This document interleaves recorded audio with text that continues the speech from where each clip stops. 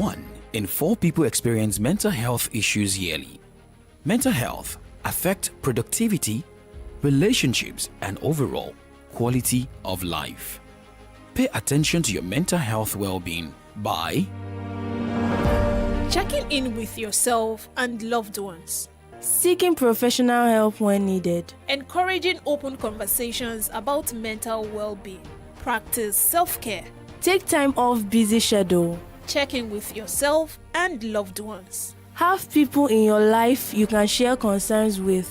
It's also important for you to know that it's okay not to be okay. So, speak out.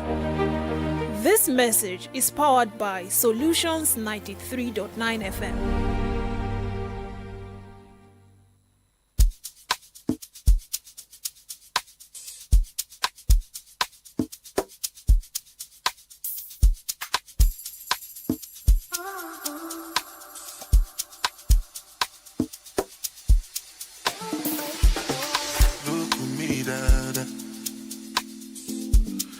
Dreadlocks are longer. I know say right now, now my time, I no go waste them rara. I go use them dada. I go use them dada. Innocentness in a bastard. How they see I'm jeje. So if I do you wrong, I apologize. For the people who they sympathize, I gotta go make them larger.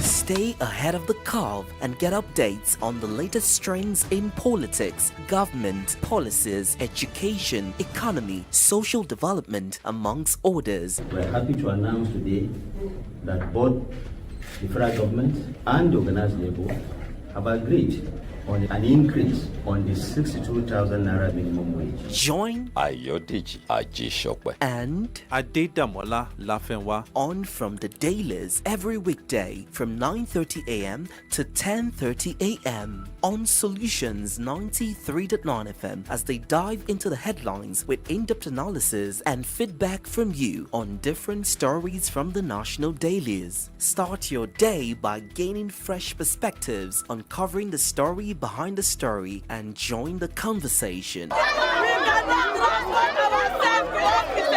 Because your voice matters. From the dailies, the conversation never stops.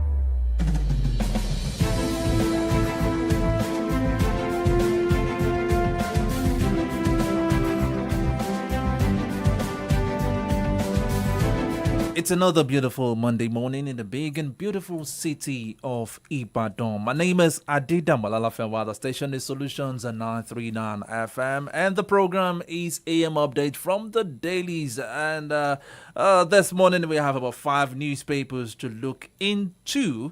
But not forgetting to mention the name of Comrade Ayodeji Ajishope, who is right here in the studio this beautiful Monday morning. Good morning to you, Comrade Ayodeji Ajishope. Yes, good morning to you, my dear brother. It's another Monday morning, and I tell you, it's a beautiful Monday morning. Good to be here again. Okay, now because of our time, let's kick the ball rolling. Looking at the papers this morning, the Punch newspaper, the biggest story on the front page of the Punch newspaper says state hit by 68% spike in foreign debt payment. And riders, I have this one saying debt servicing threatens state fiscal stability. Netty. Lagos, Rivers, others spent 235 billion naira in 6 months servicing foreign debt payment.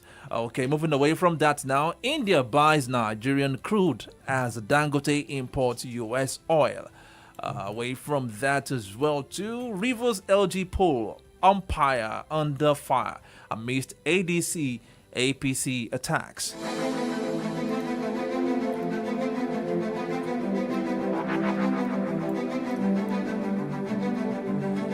A quick look at the front page of the Guardian newspaper now. Atiku Falana kick as NYC defends withheld certificate.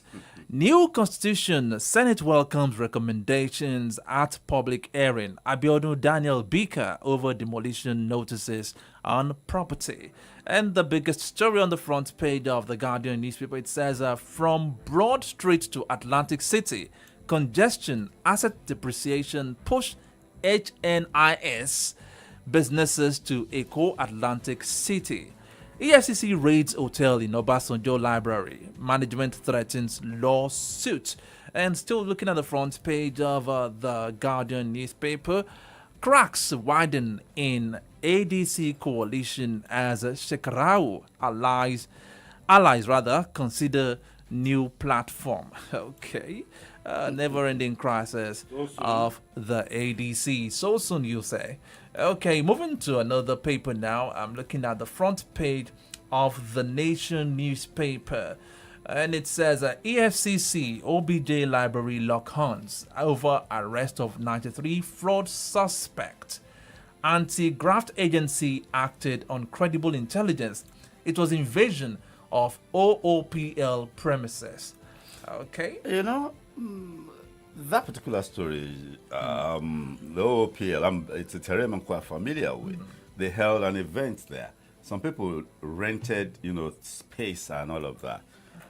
I mean, in the circumstance, one should ask, did OPL do due diligence on those who are renting its facility? Renting its facility. For 93 people to be arrested, even if 10 or 20 of them are established. But one thing we also need to look at is the modus operandi of the EFCC. I mean, we've seen some very no search or arrest warrants, and the way we've had cases of them using explosives devices, moving equipment. Explosive devices pulling down the gates. House. Pulling down the gates. There was a particular for a retired judge. I can't remember the name now. That is the front gate of his house was pulled down. I remember when they went to Rochas Okorocha's house, they had to break through the ceiling. Yeah, and they couldn't get in through the door. Looking at Adenuga's house gates were pulled down with earth-moving equipment. But we'll talk about that in the course of the program this morning. Moving away to other stories now, looking at the Nigerian Tribune, Senate factors to consider before approving new states. Rider 61 requests received. 2027, Niger Delta will support only Tinubu PAP boss. Another one, release LG fund, Osun government tells FG again. Obasanjo Library condemns invasion of hotel by EFCC, considers legal option.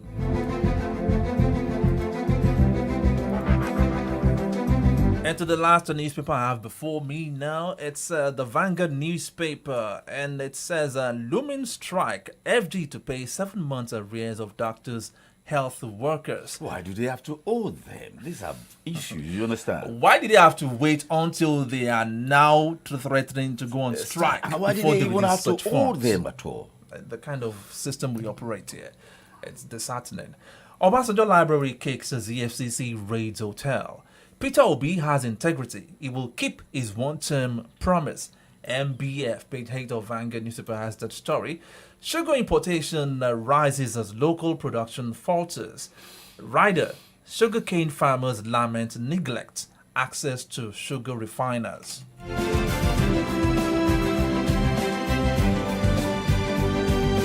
May I have a word on that? There's a comprehensive policy in place. I remember Zach, the current FIRS chairman, used to be the head of that. But you see, there must be, in the days of Obafemi Awolowo, integration. There must be integration people are producing, where are the refiners? You understand? There must be integration for seamless operation. We're not there yet. But I think Dangote is in sugar too. No. Dangote is in sugar It's too. in sugar too. Bua is in sugar too, big time. Okay. Okay, let me take two more stories now. FG's fresh warning, states mobilize against flooding. And the last one I would like to take, it says 2027, Niger Delta will support only Tinubu Otuaro. Page 19 of the Vanguard. And That's there's one that on tax story. reform. And there's one on tax Okay, there's reform. one on tax reform too. Tax Reform Act will cripple our operations in 48 hours. Association of. Association of what? Oh, we'll get to that. Wow. Okay, now, and let me inform our listeners that we'll be joined by the head of publicity unit, INEC, or your state, Mr. Olayiwola Awolowo, as we prepare for the by-election coming up later this month, 16th of August, the by-election to the House of Representatives. Yeah. The vacant seat. In Ibadan North. In Ibadan North. Okay. Oh, so comrade, let's go into the story. But before we go into the stories, on Friday, you and I spoke extensively about what played out at the Nnamdi Azikiwe International Airport in Abuja, what transpired between the Fuji icon, King Wasiu Ayinde Marshal, and the officials of the Value Jet airline. I mean, there is a follow-up to that story. I mean, Kwaman came out.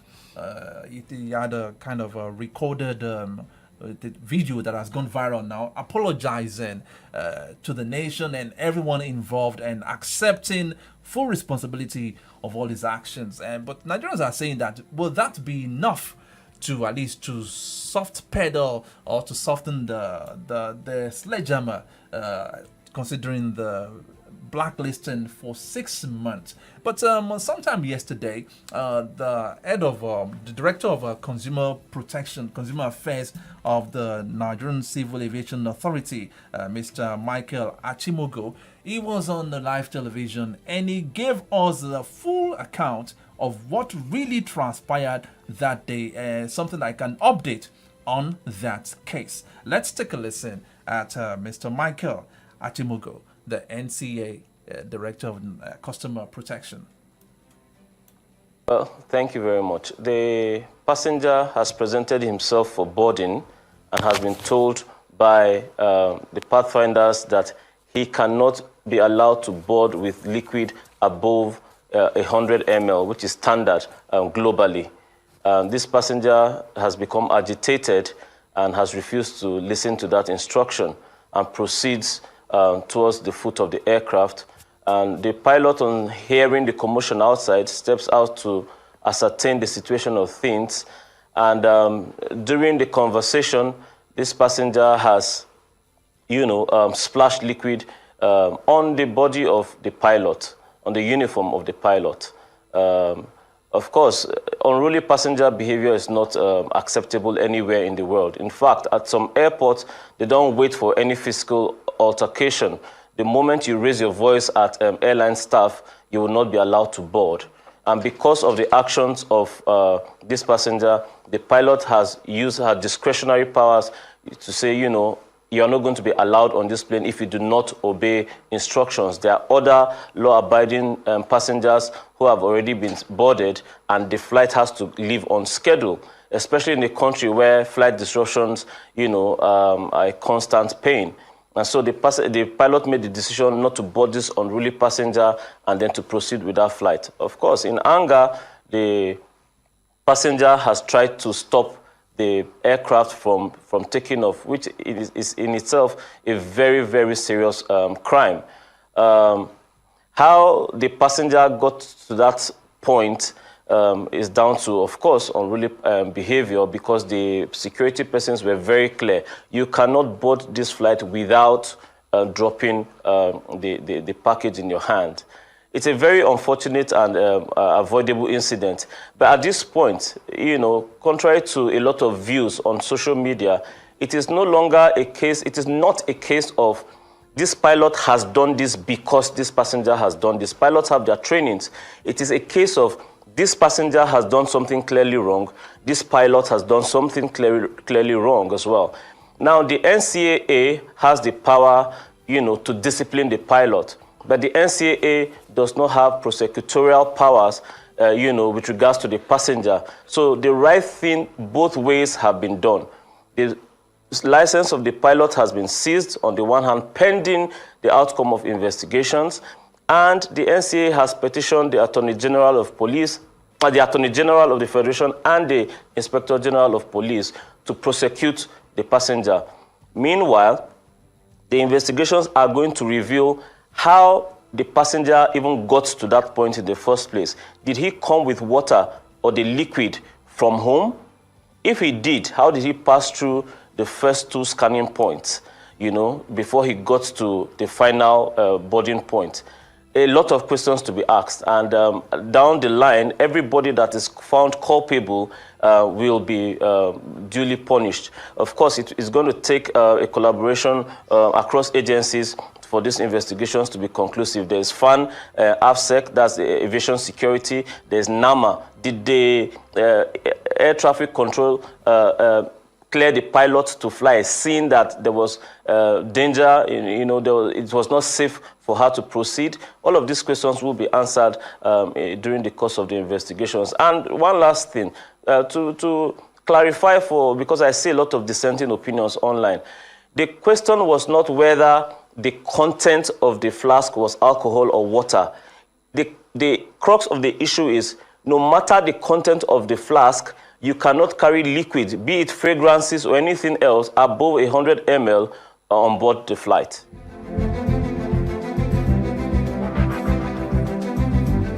Now, that was the voice of the Director of Consumer Affairs of the NCAA, Michael Archie Mugo, speaking there, saying that despite the apology tendered by Kwam Wan, it is now left in the hands of the AG of the Attorney General of Federation and the Inspector General of Police to decide what the next step would be. Looking at the apology video now, is that enough to put everything under the carpet? When was it issued? I think on Friday. When did the incident occur? On Tuesday. Okay, that's Wednesday, Thursday, Friday, 72 hours. He apologized only when the announcement of him being blacklisted for 6 months came out. Apologized to the president. Because, of course, it is out there in the public space that he is a friend, a buddy of the president. And before you proceed, sir, over the weekend, another similar occurrence occurred at the Uyo airport, where there was another disturbance on Igbo Air flight. It happened. Ibom. It happened. That one slapped an air hostess. She slapped the air hostess. Repeatedly, not just once. Repeatedly, the video has gone viral too, and the lady had to be bundled out. And what was the offense? She was asked to put off her phone, and she refused. I mean, somebody has to be made a scapegoat. I think it's not even an issue of scapegoating people. It's simply an issue of application of standard procedure. Why would people not want to obey simple instructions on flight? Put off your phone. The next thing, you started slapping the air hostess. Slapped her repeatedly. She had to be bundled out of the flight. Out of the plane, because I'm going to use we all think we can get away with anything in Nigeria. Believe you me, it's in us. Why do you go to Benin Republic? Benin Republic, there was a time we used to go to Benin Republic virtually every Friday. You don't see policemen in Benin Republic holding guns like our police. They hold whistles and they're beating. And if they whistle, you are not going to speed away because they are organized. You will be apprehended and there will be penalty. You see, it's just in us. And some of these things, one thing that I'm scared of in this country is disorderliness. Did you hear the director of NCAA? He said, how did the man even get to that location in the first place? How? There was a screening. You understand? You drop your whatever you're having, you drop it in the scanner. It will be scanned. You can. I mean, number one, and then the pathfinders. But I think in the apology of Kwamwan, he said it somewhere that I think apparently the flask was empty. It was until he got to the lounge of the airport that he filled it with water, according to him in the apology. Okay. So probably that was why he scaled through the first one, the first checkpoint. Now at that point, you see, when you want to exit onto the tarmac, which is not normal, and I mean, an airport like Nnamdi Azikiwe, you still walk on the tarmac. For God's sake, what happened to the bridge? You know, if it was a bridge, you understand, there was no way, limited space. There was no way it was going to pass through. Not talk of getting to the foot of the steps to the aircraft. You understand? But you know the Nigerian thing, Alaji, Kwamwa, emergency kini, you know, all those silly things. We saw some of the officials begging him. You know, rubbing their palms together. Is it not before God that you do like this? I'm not even sure people do like this. Somebody that has contravened the rules and you're still begging him and appealing to him. Somebody should have taken decisive action against. And look at the consequences of failure to do the needful at the right moment. Look at the consequences. I saw a video that recorded the final transactions from that side. You understand? It was a dangerous one. It was really a dangerous one. So, like they say, prevention is better than cure. If the man had been prevented, you know, at the door of the VIP lounge, no, you cannot step onto the tarmac without, you know, emptying this or releasing it to somebody else to take away. If they had firmly, gently, okay, in all other parts of the world, do you see policemen engaging people in fisticuffs? No, they don't. Excuse me, sir. But could you please? Step could aside. you please? Could you know, until you are locked up. You understand? And there's also another clip, or an audio clip, that had all gone viral and had not been denied. After that deadly transaction, he apparently went to the office that same day. He went to the office of Value Jet. And you see, and after such an explosive, dangerous thing, you understand, he still went to the office of Value Jet. And so much, and with so without much anger. I think it is a lack of emotional intelligence. Because we could read the anger in his voice. And I've seen him in some video clips that friends sent to me, singing at a party about what transpired. But you see, we have seen musicians. We're not going to be generalizing. We have seen musicians play in the same genre of music. The likes of what do you call him? The late barista, conducting, himself. But maybe you will say he's from the military background, so he will be disciplined. The same thing for the living one, the legend from Kwara, Kollington. Maybe you say because they are from a military background, they will be disciplined or something like that. But discipline is not imposed on you. It may be imposed on you, but for God's sake, it has to be in you. You know the meaning of discipline in plain language? Self-control. Self-control. They call you icon. They call you king. They call you big names. Man, you must answer to it in conduct.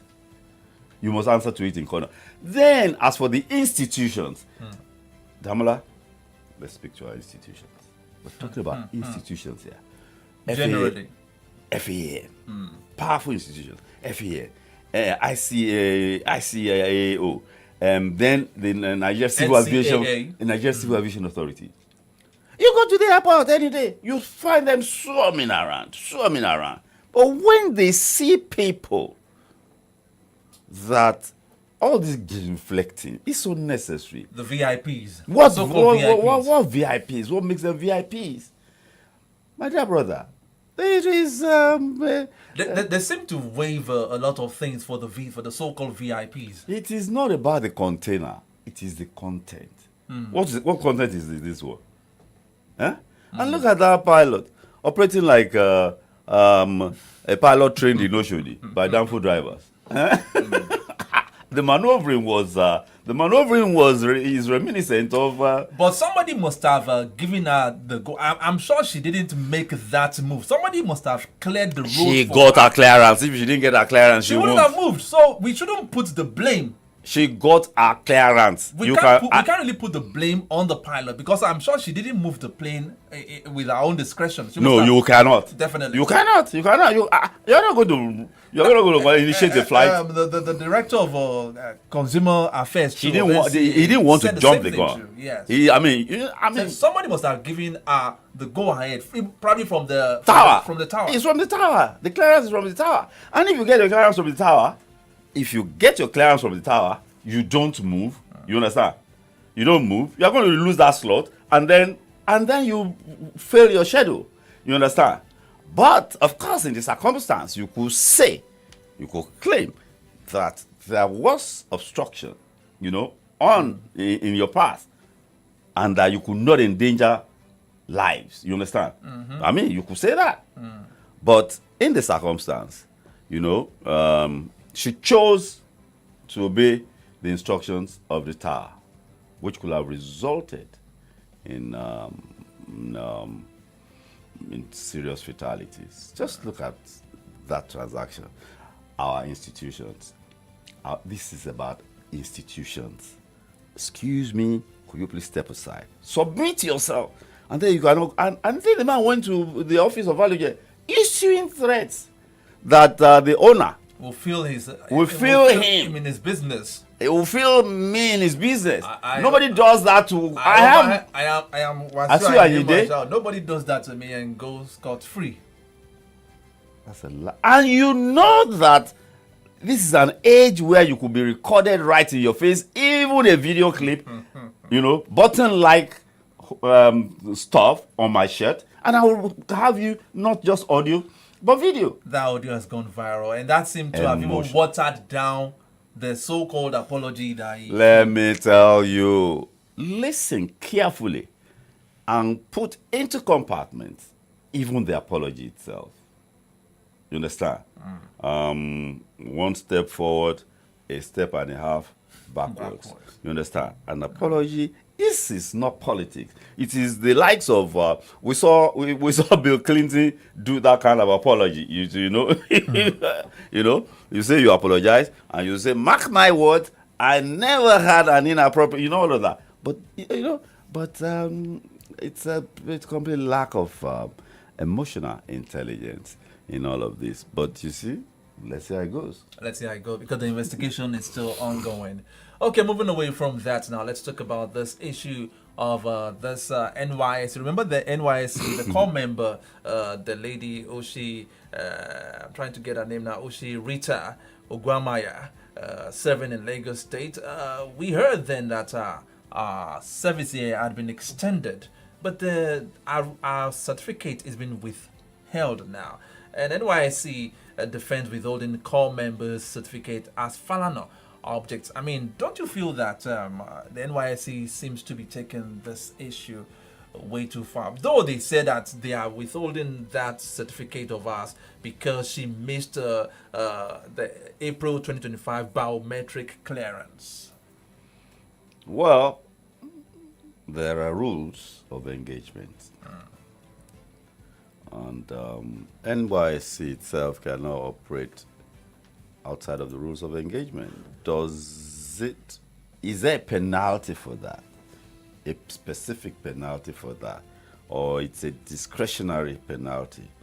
She missed the biometrics capture, so none was ever done again for that. Oh, the biometric capture for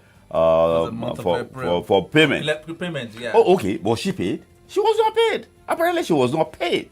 If she missed the capturing, but that means she was not paid. She wasn't paid. So, is that a double jeopardy? That's a question Nigerians are asking. That is double jeopardy. She missed, she didn't get paid, and then you are still withholding her certificate, or you want to... Have they notified her of an extension? Yeah, she's been notified. Formally of an extension. How many months? About 6 months. And most times that such extension is without pay. No, it will be with pay, except it's a punitive one. It's a penalty for a very grievous offense. Okay. They usually pay. The extension is bad enough, not to talk of that's double jeopardy too. You extend and then you do not pay. That's double jeopardy. So this can be challenged. The books can be checked. You understand? You see, NYC must not put itself in a location where they are not playing by the rule book in an attempt to just punish. What the lady did was insensitive, but I think it was. You see, the thinking aloud that we do now. You can think aloud, but you don't think aloud on the internet. You can do your thinking aloud in your closet, but don't put it on the internet. That was one moment of indiscretion. I mean, you say Lagos stinks, and she went on to say something. And I don't even care about this issue of what did you? She said something about Tinubu. She said, what did she say about Tinubu? The worst president we've ever had. Okay, so does she not have an entitlement to an opinion? Eh? I mean, but you see, when you are in NYC uniform also, I think there are rules of engagement. You understand? Which you sign into. It's a paramilitary institution. You understand? You do not denigrate the commander in chief when you are uniform. It's a uniform. It's a uniform service. You know, it's a uniform service. So you do not denigrate the commander in chief in that manner. So these things should be yes, youthful exuberance and knowledge. You know, when you pass through at that level, you are knowledgeable. You know your rights, but you must operate within the ambit. I think 6 months is damn too punitive. Okay, moving away from that story, let's go to another story. But initially, at the beginning of the program, I did say that we'll be joined by the INEC or your state PRO, Mr. Olayiwola Awolowo. I'm glad to inform us that he's right here in the studio with us, and very soon we'll be engaging him in a conversation. But let's talk about this particular issue too. The biggest story on the Punch newspaper this morning, it says states hit by 68% hike in foreign debt payments. And looking at the first paragraph of that story, states collectively spent about 235.58 billion naira on servicing external debt obligations in the first half of 2025. This is coming when the states are believed to be receiving a jumbo pay from the federal allocation monthly, which has been coming in since last year. Then you begin to wonder, why are the state governors still engaging in foreign borrowing up to now? And what is it not a case of them engaging in white elephant projects that the people of the state are not benefiting from in the midst of this hardship? You see, there are different types of projects, and it is determined. You see, you can do a standalone project. You understand? You can do integrated. You see, these people must be tutored. Which people are you The talking about? governors. The governors, okay. There are standalone projects, and then there are integrated projects. It is better. What is my vision? You understand? And then that vision will be conceptualized in an integrated plan. You understand? Agric is my vision. This is our point of advantage. Look at Oyo State. Oyo State, I think the governor, I mean, it's not even I think, the governor has decided to take, use where we have comparative advantage, which is agriculture, expansive land, rich land, diversity in all of that. And then, it started connecting and all of that. You will need to get it done rapidly. You will need funds for that. Okay. Yeah, I think the development of the farm settlement it was an initial, I remember very well, the loan had been taken. And then when he came in, he said they should not release the funds, to Ajimobi government and all of that. I think they used that in fixing Oyo farm settlement, Fashola, the one they call Fashola. You understand? So when you borrow money for stuff like that, that one is not going to yield, you understand, payment in 1, 2, 3, 4 years. But of course, it will yield ultimately. So it will pay its way back in terms of taxes and revenue that we accrue. You understand? Okay. So, but when you do standalone projects, okay, you borrow money to build a market. And you do not build in such a manner that it will yield, revenue. Look at how much we borrowed for train. Let's even leave this. Let's talk about the federal government. You build rail line from Kano to Maradi. Okay, so how will it pay its way? Even the one they built from Ibadan to Lagos. In fact, I will have to go and do a check on the records there.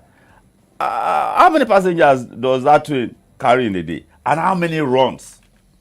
How many runs does it have to do to be profitable? Would it have been better if it's a new rail line, mind you.